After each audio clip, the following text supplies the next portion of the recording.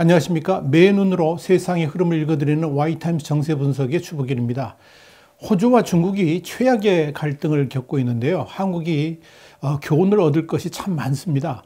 중국 외교부 대변인이 트위터에 올린 합성 사진 한 장 때문에 이 중국에 대한 호주의 반발이 격화되고, 또 중국은 또 이를 맞받아치면서 갈등이 외교적 차원을 넘어서 그야말로 심각한 지경에 이르고 있습니다. 지난 11월 30일 이 자오리젠 중국 외교부 대변인이 이 트위터 계정에 올린 풍자성 사진과 글이 화근이었습니다. 지금 사진에 보이시죠? 이 자오리젠은 이날 오전 호주 국기와 아프가니스탄 국기가 깔린 바닥 위에 한 호주군이 염소를 나는 아프간 소년에게 흉기를 갖다 대면서 웃는 사진과 함께 무서워하지 마, 너에게 곧 평화를 줄게 라는 자막이 쓰이는 사진을 트위터에 올렸습니다.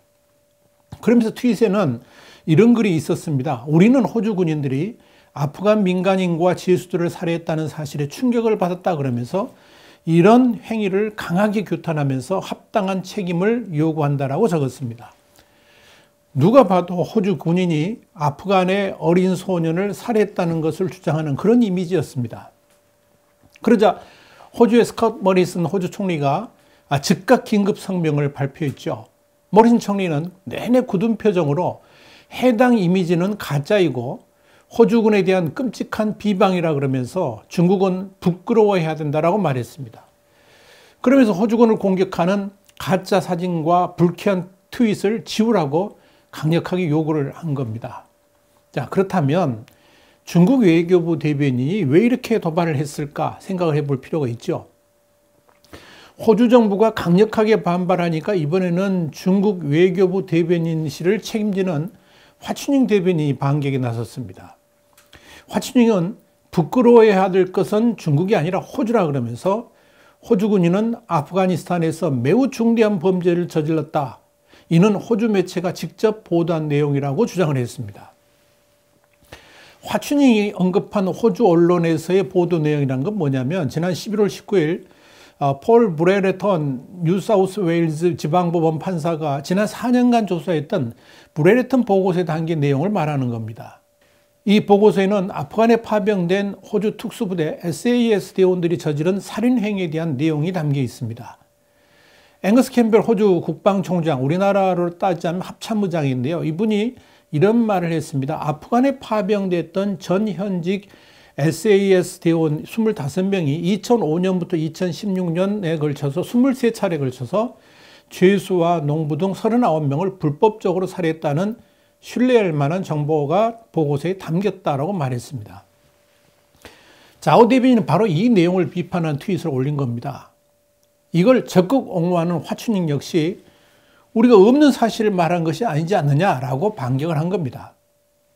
그런데 호주 정부가 문제 삼는 것은 우선 중국 외교부 대변인이 올린 사진은 포토샵으로 합성된 가짜 이미지라는 겁니다.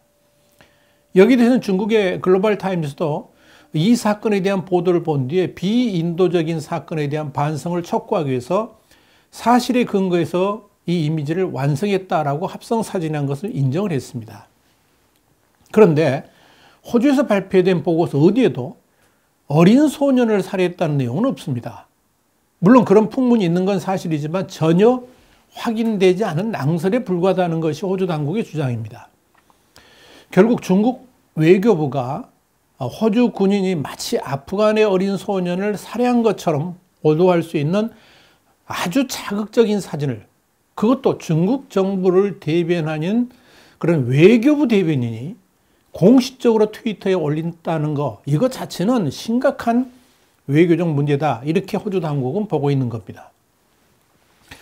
모리슨 총리도 그래서 이건 정말로 터무니없고 어떻게도 정당화될 수 없는 일이라 그러면서 중국 정부는 부끄러운 줄 알아야 된다고 원색적으로 비난한 겁니다. 그러면서 즉시 이 게시물을 삭제하고 사과할 것을 중국 정부에 요구했다라고 덧붙였습니다. 페니 윙 호주 상원의원도 이번 행위는 책임감 있고 성숙한 국제 세력의 행동이 아니다, 선동이다 라고 말을 했습니다. 그런데 여기서 꼭 짚고 넘어야 될 것은 중국 외교부 대변인이 왜 가짜 이미지 사진을 트위터에 올리면서 호주의 이미지를 깎아내리려고 했을까 하는 겁니다. 다시 강조합니다만은 외교부 대변인의 모든 말과 쓰는 언어들은 중국 정부의 공식 입장을 대변한다고 볼 수 있습니다. 그런데 왜 이렇게 사실도 아닌 이미지를 마치 진짜 사진같이 조작해가지고 호주 얼굴에 먹칠을 한 것일까요? 가장 큰 이유는 중국의 인권과 자유를 부정하는 서방 세계에 반격을 가하기 위함이었을 겁니다. 문제는 우리만 있는 게 아니라 너희들, 그러니까 서방 세계 국가들도 문제가 있지 않냐 그러면서 중국 체제의 정당성을 강조하려는 의도가 담겨 있다고 볼 수가 있는 겁니다. 중국은 지금 이 티벳과 신장 이후로 그리고 홍콩 문제에 이르기까지 인권과 자유에 대해서 서방 세계의 집중적인 공격을 받고 있죠. 이 문제들은 지금 중국 체제 위기까지 불러올 수 있다는 점에서 중국 정부가 강력하게 대응을 하고 있습니다. 이 자오리젠 대변인은 지난 11월 말에도 호주 군인들의 아프간 문제가 보도된 다음에 이번 호주 군인의 전쟁 범죄는 서방 국가들이 항상 외치는 인권과 자유에 대한 유선을 폭로했다라고 비판한 바 있습니다. 이번 트윗은 이런 발언의 연속선상에서 나온 겁니다. 아무리 그렇다고 해도 가짜 이미지 사진까지 동원하면서 더불어 있지도 않은 내용을 사실인 것처럼 호도하는 발언을 그것도 외교부 대변인이 했다는 것은 말이 안 됩니다만은 그런 외교적으로도 말도 안 되는 일들을 중국 외교에서는 통한다는 것이 이게 진짜 문제입니다. 중국에서 가장 중요한 시책은 체제 수호입니다. 중국 공산당이 시진핑 체제를 수호하기 위해서라면 무엇이든 한다는 것이 중국 정부의 가장 제일 가는 시책이라는 의미입니다. 여기에 외교도 예외가 아닙니다. 그래서 사용하는 것이 전랑 외교입니다. 늑대전사 외교라는 거죠. 이 중국 영화 전랑에서 유래된 겁니다. 그야말로 국뽕 영화죠. 중국 공산당의 체제 수혜를 위해서는 외교적 압박과 사용을 주저하지 않는다는 겁니다. 그것이 서로 중국의 외교적 고립을 가져오는 한이 있더라도 전혀 개의치 않고 중국의 체제가 위협받지 않도록 강력하게 대응한다는 것이 중국 외교의 가장 기본적인 방침입니다. 실제로 중국 외교관이 외국과의 외교 현장에서 전랑 외교를 해가지고 외교상으로 문제가 생겨도 중국 국내에서는 영웅 취급받고요. 또 그렇게 국익을 위해서 문제가 된 그 사람을 특별 대우를 해주는 풍토가 있습니다. 중국 대사가 스웨덴 정부를 향해서 경량급 선수가 헤비급 선수한테 대들어서는 안 된다라고 협박한 것이 대표적이죠. 이게 외교적으로 말이 됩니까? 그런 시각으로 한국을 바라보니까 한국은 옛날에 우리의 속국이었다는 말을 그냥 가볍게 하는 거죠. 멀리 가지 않더라도 지난 11월 17일 호주 주재 중국 대사관이 현지 언론사 기자들을 대상으로 중국은 매우 화가 나 있다 그러면서 호주가 중국을 적으로 만들면 중국은 호주의 적이 될 것이라고 위협한 것도 바로 이런 전랑 외교의 한 단면입니다. 중국이 이렇게 상대국을 완전히 무시하면서 압박을 가하고 또 그러므로 외교적 분쟁이 일어나도 눈 하나 깜짝 안 하는 것이 바로 경제력 때문이죠. 중국이 갖고 있는 경제력. 중국이 이렇게 전랑 외교를 하는 상대국은 대체로 중국과의 무역 의존도가 높은 나라들입니다. 중국과의 교역으로 상대적으로 이익을 보고 있는 국가들을 위협하고 협박하면서 중국의 외교에 길들이기를 위함이다. 이렇게 말씀드릴 수 있습니다. 그래서 중국과의 경제적 의존도가 높으면 높을수록 중국은 상대국의 외교권까지 좌지우지하면서 마음대로 조정하려고 하는 겁니다.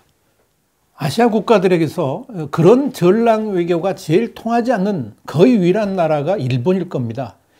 최근 이 왕이 중국 외교부장이 일본을 방문했죠. 그런데 그 일본에서는 왕이 부장이 일본에 도착하면 코로나 방역 때문에 일정 기간 격리가 돼야 된다고 요구를 했습니다. 중국 정부도 일본의 이유 있는 요구 때문에 받아들이겠다라고 통보를 했습니다. 그래 놓고 외교적 협상을 통해서 우리 스스로 철저한 방역할 테니까 격리 조치는 없는 것으로 해달라고 요청을 했죠. 이걸 이제 일본이 받아들였습니다. 만약 일본 정부가 아닌 다른 나라들이 왕이 외교부장의 방문에 대해서 격리를 요구했더라면 난리가 났을 겁니다. 그런데 이 일본과의 외교에서는 그저 조용히 마무리가 됐습니다. 그렇다고 일본이 중국과의 경제적 유대가 별로 없는 것도 아닙니다. 강력한 외교적 대응을 일본이 하고 있는데 이것이 경제적 외속을 훨씬 뛰어넘는 관계로 만들고 있다는 걸 보여주는 겁니다. 자, 그런 측면에서 우리가 호주를 한번 돌아볼 필요가 있습니다. 호주는 중국의 그런 전랑 외교에 대해서 돈 때문에 주권과 가치, 민주주의에서 타협하지 않을 것이라 그러면서 강력 대응을 하고 있습니다. 호주를 포함한 파이브 아이스는 눈이 멀게 될 것을 조심하라는 중국의 경고에도 불구하고 중국에 강력하게 맞서고 있는 겁니다. 호주는 지난 4월 모리슨 총리가 코로나 발원지를 규명해야 된다 그러면서 앞장서서 국제조사를 요구했죠. 또 6월 들어서는 홍콩 민주화 시위에서 호주가 홍콩 시위대 편에 서면서 중국의 반발을 불러왔습니다. 여기에 호주가 중국을 겨냥한 쿼드, 그러니까 미국, 일본, 인도, 호주 4개 나라의 안보연합체죠. 여기에 참여를 했고 또 5G 통신망에서 중국 통신장비 기업 화웨이를 배제를 했습니다.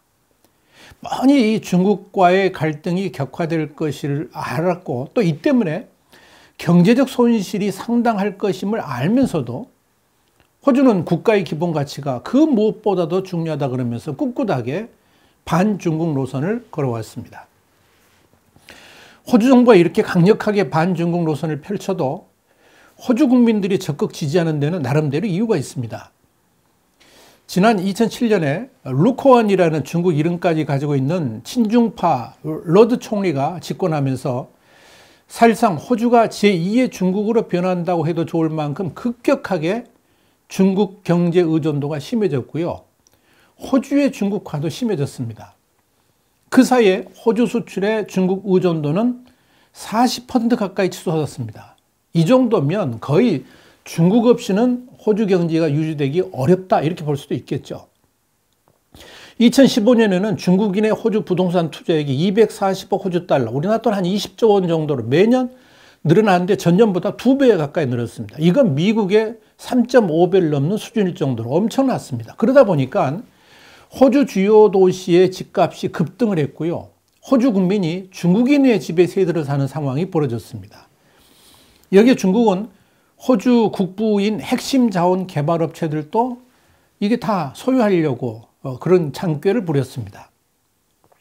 중국의 경제력이 호주에 강력하게 침투하다 보니까 호주 정치계가 아예 중국의 앞잡이가 돼가지고 중국이 요구하는 정책들을 앞장서서 처리하는 그런 일까지도 발생을 했습니다. 심지어 홍콩 민주화를 지지하는 학생들의 시위에 대해서 중국 유학생들이 이 호주 학생들을 공공연하게 폭행하는 일까지 벌어졌습니다. 호주에 유학해 있는 중국인들의 숫자가 한 17만 되는데요. 이들이 단체적으로 호주 대학생들의 시위를 저지하고 또 폭행까지 하는 사태가 벌어진 겁니다. 그러니까 호주 국민들이 경악할 수밖에 없었죠. 이런 상황에 중국 우한발 코로나19까지 겹치면서 이 호주인들의 대중국 경계 그리고 견제 그리고 반감은 극심해진 겁니다. 그런데 이런 상황이 불을 지른 것이 바로 중국의 무역보복입니다. 대부분 중국으로 수출되는 호주산 보리에는 80% 관세를 매겼고요. 쇠고기, 석탄, 목재 이런 데 통관을 지연시켰습니다. 여러분, 쇠고기에 통관을 지연시키면 그 쇠고기 어떻게 되겠습니까? 이런 무역보복, 아주 치졸한 무역보복을 중국이 한 겁니다. 심지어 호주산 와인에 200% 넘는 폭탄 관세를 부과했습니다. 중국은 매년 호주 전체 와인 수출량의 39%를 차지하는 최대 수입국입니다. 자, 이런 이유 때문에 경제적인 어려움이 닥쳐도 호주 국민들이 정부의 강력한 대응에 성원을 보내면서 똘똘 뭉치고 있는 겁니다. 여기에 중국의 이런 압박 때문에 호주 경제가 어려움을 겪게 되니까 이번에는 영연방 국가들을 중심으로 해가지고 전 세계가 호주 경제를 돕기 위한 본격적 활동이 벌어지고 있습니다. 그 첫 번째로 호주 와인을 마시자는 캠페인이 전 세계에서 벌어지고 있습니다. 19개 나라 의회 의원들 한 200여 명으로 이루어진 단체가 있는데요. 대중국 의회관 연합체입니다. IPAC-IPEC입니다. 12월부터 이 호주 와인 마시기를 적극 장려하는 캠페인을 시작했습니다. 이 IPEC은 미국, 영국, 등 8개 나라 그리고 유럽연합 소속 의원들이 커져가는 중국의 영향력을 견제하기 위해서 지난 6월에 결성한 단체입니다. 이 아이팩이 중국이 호주 와인 생산자에게 파괴적 관세를 부과하는 것은 권위주의적 괴롭힘이라 그러면서 중국이 호주를 위협하게 되면 우리 모두를 위협하는 것이라고 이야기를 했습니다. 캠페인에는 와인 수출에서 호주와 경쟁하고 있는 뉴질랜드 의원들도 참여를 했습니다. 미국 백악관 국가안보위원회도 지난 1일 이번 주 백악관 행사에 호주산 와인을 선보이겠다고 했고요.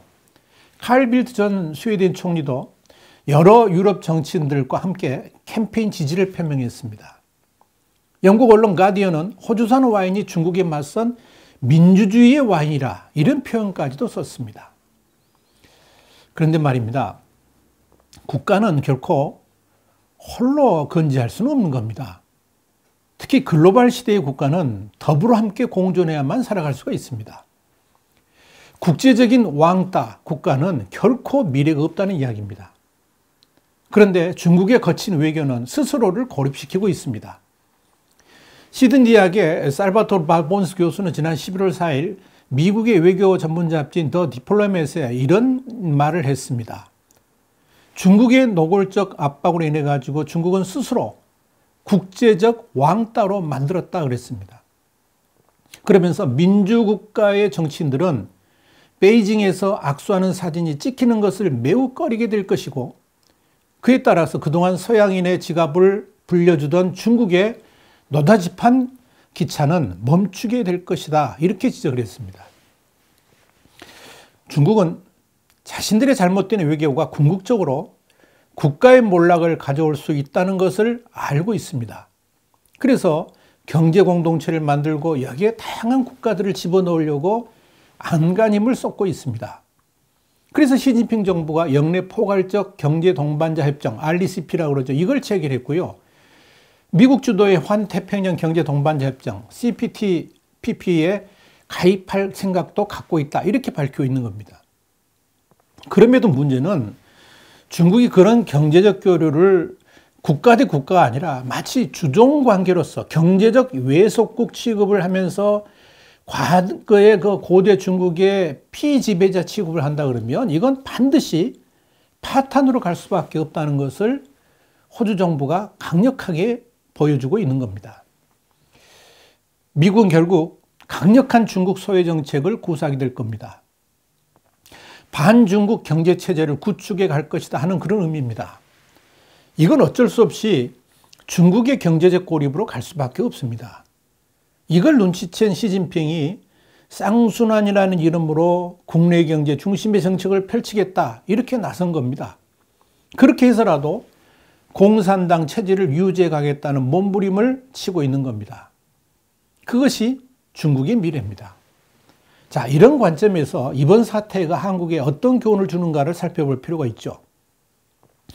호주의 대중국 정책은 그야말로 한국에 여러 가지 시사점을 던져주고 있습니다. 호주는 한국보다 더 중국 경제에 예속되어 있습니다. 그러면서 호주도 한국과 같이 미국의 군사동맹국입니다. 그래서 호주의 대중국 정책이 한국 정부에게 여러 가지 시사점을 던져준다고 말씀드리는 겁니다.